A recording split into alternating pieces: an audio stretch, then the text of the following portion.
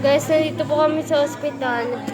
Magpapa-x-ray lang daw po muna, sabi ng doktor. Pa-x-ray daw po muna sa paa.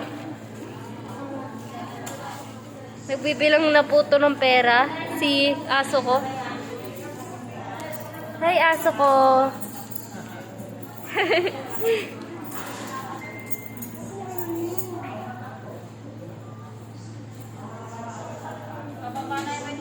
Uy, may ninakaw ko na naman ha.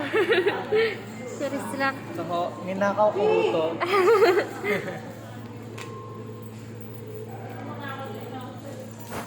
Dami pa yung sulat. Yung iba hindi na importante.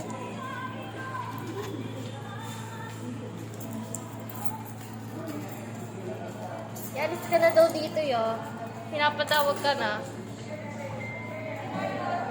Ayusin, gagaling ka na kuya. Ayusin yung ano mo. Magiging babalik ulit sa normal yung dati mo. Yung dati mong pag-nginig-nginig.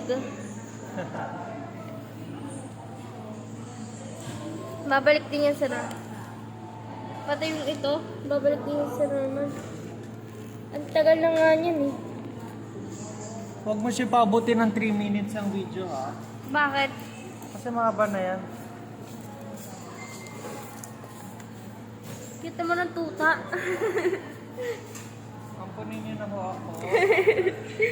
Hindi na po ako. Pangkain lang po. Ako po taga-kain sa inyong bahay. Ito po, yan sabihin mo, ako yung taga-kain sa inyong bahay. Ampunin niyo na Ako po yung ako. boss sa inyong bahay. Taga-kain kasi Papakakainin tuta. niyo lang ako. Kasi tuta ako. Lalambingin niyo lang ako. Paliliguan niyo lang ako. Papaliguan kaya. Habang pinapasaya ko kayo. Ay. Nakikidikit ka lang naman niya. Gano'n nga rin ako niya. Saglit na natin ko saan ba yung ano? Fisis ka na rin. Pakihawak ko. Bakit? Ano ang tagal?